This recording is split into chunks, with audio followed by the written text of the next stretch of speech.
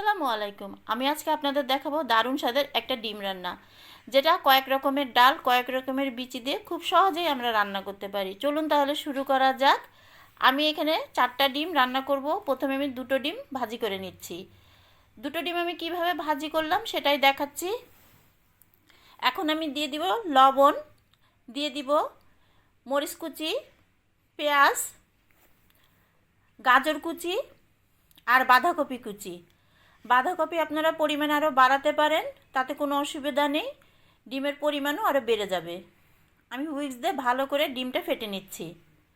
আমার ডিমটা ফেটা হয়ে গেল। এখন আমি একটা ননস্টিক প্যানে ডিমটা ভাজি করে নেব। তেলটা গরম হয়ে গেলে ডিমটা দিয়ে দিব। এই রান্নাটা খুবই সোজা, খুবই মজা। বাসায় অবশ্যই আপনারা ট্রাই করবেন।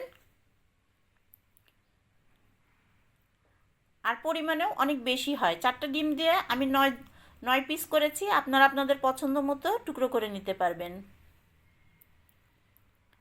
ডিমটা এভাবে ভাজি করে তারপরে আমি 3টা টুকরা করে নিচ্ছি।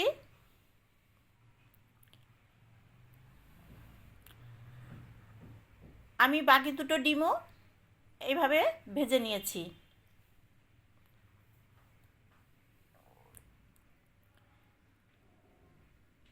ডিমগুলো লাল লাল করে ভাজা হয়ে গেছে। এখানে নিয়েছি 3 ধরনের ডাল: ছোলার ডাল, মাসকলাইর ডাল আর মুগ ডাল, মটরশুঁটি, সিমের বিচি আর টমেটো।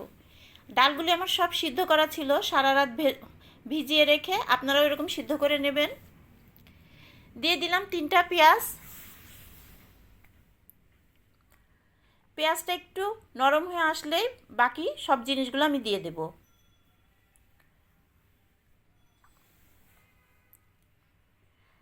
এখন আমি দিয়ে দিব 2টো তেজপাতা। তারপরে দিয়ে দিচ্ছি, প্রথমে দিলাম মাসকলাইয়ের ডাল। আমার ডাল সব হাফ কাপ নিয়েছি। তারপরে দিলাম মুগ ডাল, ছোলার ডাল। আমি মাপটা একই রেখেছি। আমার মটরশুঁটিও 1 কাপ ছিল, হাফ কাপ ছিল, সিমের বিচিটাও হাফ কাপ ছিল।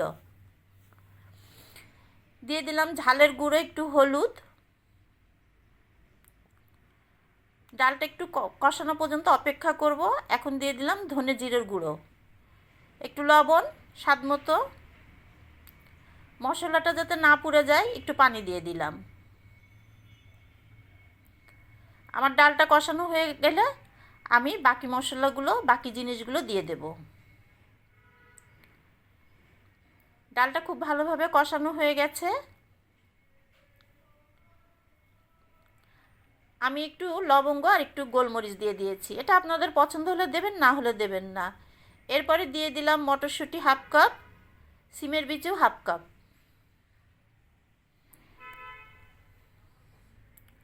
একটু টমেটো। এই সিমের বিচি, মটরশুঁটি এগুলো আমি আরেকটু কষিয়ে নেব। আমার কষানো হয়ে গেছে।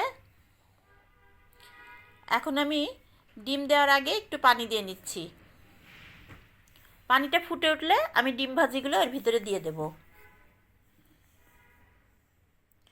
একটা একটা করে ডিম ছেড়ে দেবো এর ভিতরে। দেখুন,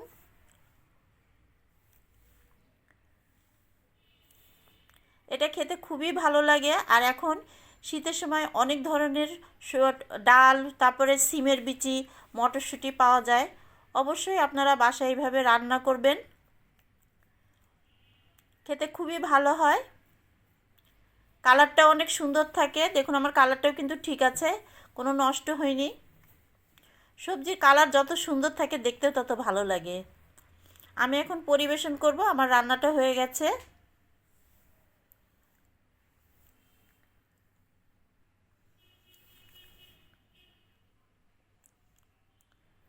আমি দেখাচ্ছি কতটা আমি ঝোল রেখেছিলাম।